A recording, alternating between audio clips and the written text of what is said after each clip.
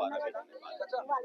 उनका यही कहना था कि मतलब बहुत दुख व्यक्त कर रही थी इस घटना में, कह रही थी कि उनसे माननीय विधायिका जी से आप कहिए, हमारा संदेश दे दीजिए कि भाई जो आवास का है, आवास के लिए उन्होंने कह दिया, और आर्थिक सहायता के लिए उन्होंने कहा कि हम पूरा प्रयास करेंगे। मैंने कहा कि रेड क्रॉस सोसाइटी से, बाकी और उन्होंने ऐसा।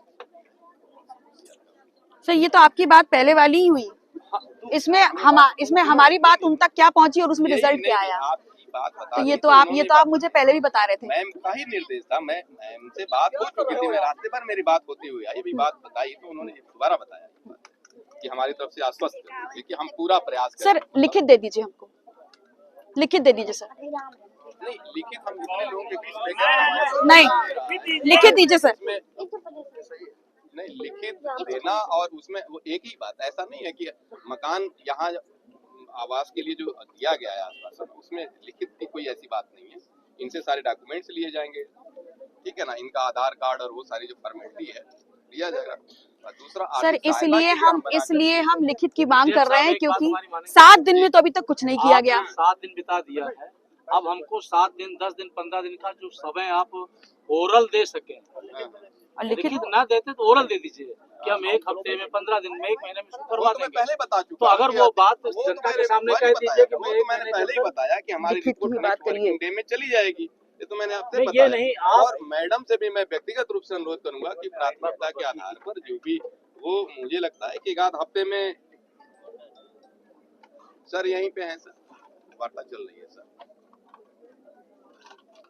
कर रहे हैं सर, माननीय विधायक जी बैठे हुए कर रहे हैं वार्ता।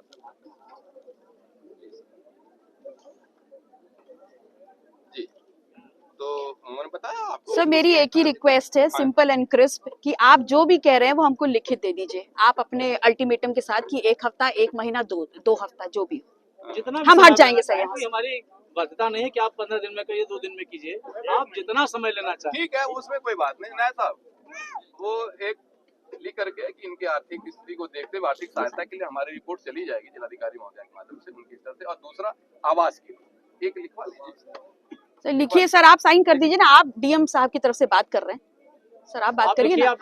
I can not trust him, क्योंकि वो तो आए नहीं थे अब तक, सर आप आए हैं, डीएम साहब से बात होने के बाद सर उनके प्रतिनिधि के रूप में आप आए हैं सर, आप मुझे लिख के दीजिए। नहीं सर, हम डीएम साहब के प्रतिनिधि से बात कर रहे हैं। हाँ सर, आप प्लीज साइन करके दीजिए, वो बना रहे हैं, उसमें कोई ऐसी बात नहीं। आप ड्यूरेशन मुझे बताइए कितना आप देंगे और मुआवजा क्या होगा वो बताइए, और आवास के बारे में हम नहीं कह सकते, अधिकतम आर्थिक सहायता के लिए कहा है, अधिकतम सहायता। चलिए अधिकतम लिखिए, अधिकतम लिखिए, चलिए लिखिए सर, अधिकतम लिखिए। हम जानते हैं सर, तभी तो आपसे बोल पा रहे हैं, हम जानते हैं तभी तो बोल पा रहे हैं।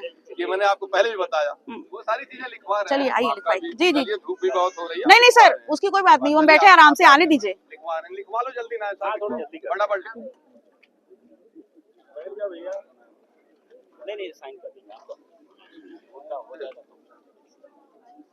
वो ऑन द बिहाफ कितना केवल लगेगा, बाकी फाइनली छोटे छोटे बच्चे हैं, 2 घंटे से बैठे हैं प्यासे भूखे। भाई बच्चों आप लोग चले जाओ उधर, बाकी तब तो बूढ़े हैं, इनको तो आदत है भूखे रहने की। जाओ चलो बच्चा, तुम लोग उठ जाओ। इंस्पेक्टर साहब बच्चों को उठाइए, अपने घर जाए, प्यासे कोई नहीं जाएगा, देखिए सुनिए, कोई नहीं जाएगा, सब बैठेंगे। ठीक है, कोई बात नहीं। पानी है उधर? हाँ पानी बोतल रखा हो गाड़ी में, तो पानी पी लो बेटा, कोई सब लोग पानी ठीक है। छोटे बच्चों के साथ ऐसे ही 15 साल के बच्चे इसी मारे तो कसम के बोल रहा है, इसी मारे हम बोल रहे हैं। छोटे बच्चे से आप 14 साल के बच्चे से आप काम करवा रहे थे, बताइए। थोड़ी करवा रहे थे, वो अपने मन से मतलब आपको खुद काम करना चाहिए, आप पति पत्नी माँ बाप काम करते हैं, बताइए, नहीं कराना चाहिए। वो विकलांग है सर, विकलांग है। ये बहुत दुखद घटना है, ऐसा नहीं करना चाहिए किसी के लिए भी, मतलब 14-15 साल के बच्चे से, जिसके जो परेशानी होती